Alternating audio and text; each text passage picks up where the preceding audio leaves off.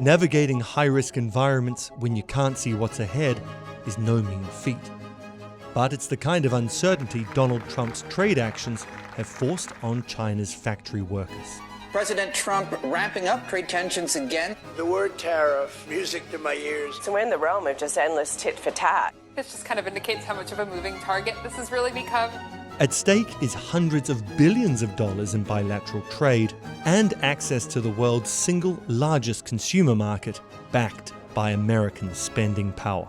This trade war basically leaves no one untouched, whether that's investors, business people, or officials in any country. It just seems like every manufacturer in China realizes that they need to have strategies in case things get worse. Two things are becoming clear, though. One, that finding a replacement for the mighty US consumer is as essential as it is difficult. And two, that despite all the tariff chaos, Chinese manufacturers aren't rushing to shift production into the US.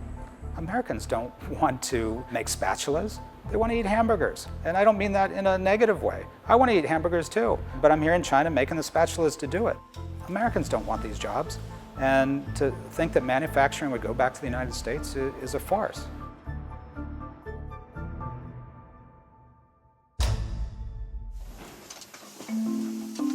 Chinese manufacturers have had to get used to living with uncertainty.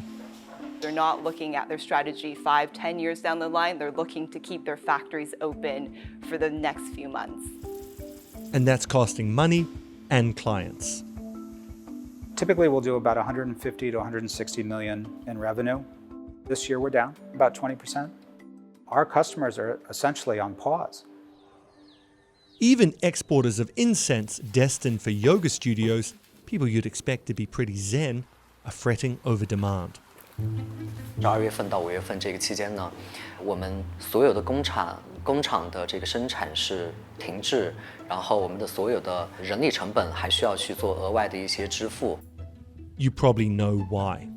We really need to change the way trade works around the world.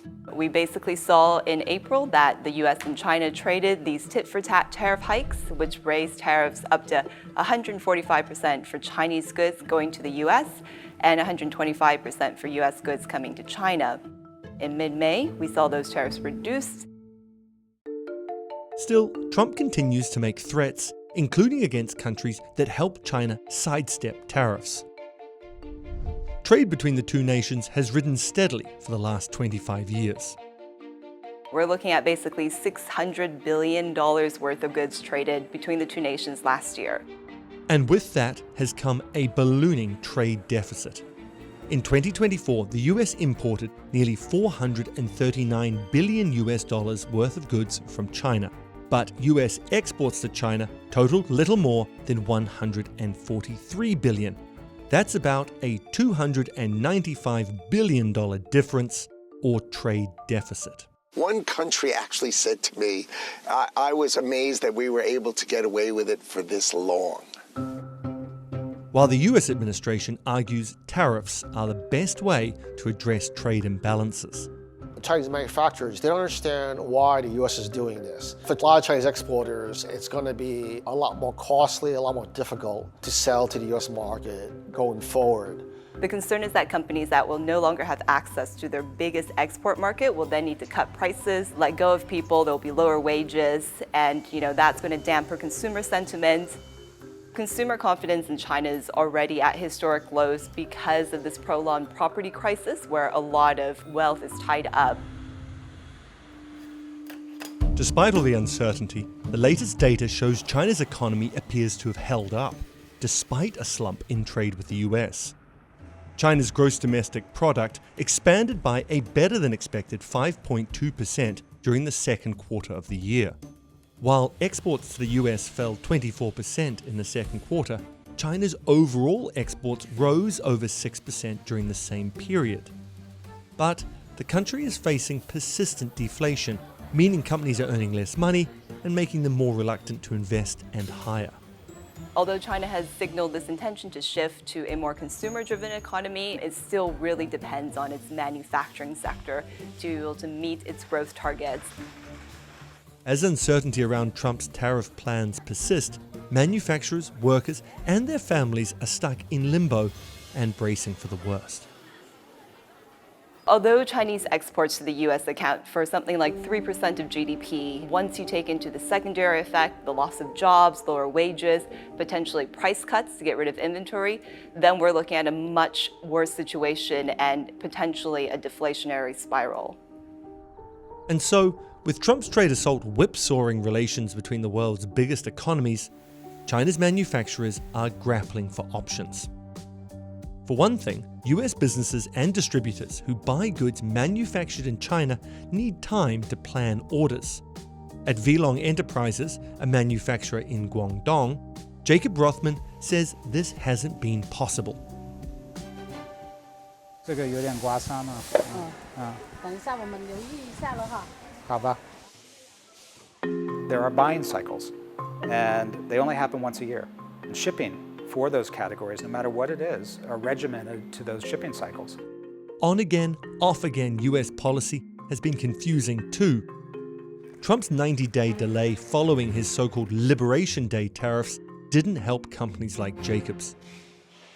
He was saying how his staff let out a big cheer when they heard about the reduction. Later that evening, his US customers called him and said they were still upset.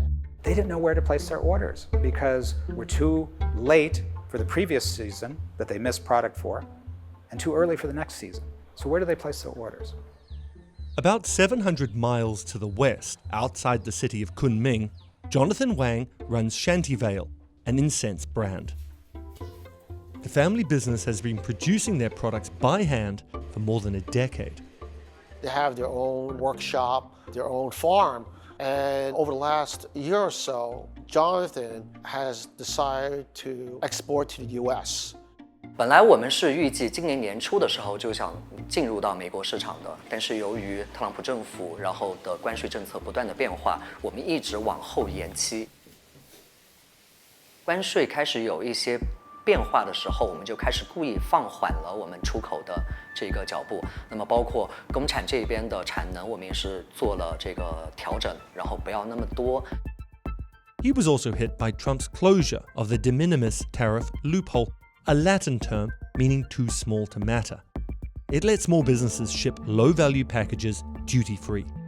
那么在小包裹的这个政策，然后取消了以后，然后开始慢慢的有更多的关税的新闻出来以后，我们会发现说，我们没有办法在小包裹的这个运输上面去留给我们自己足够的利润空间。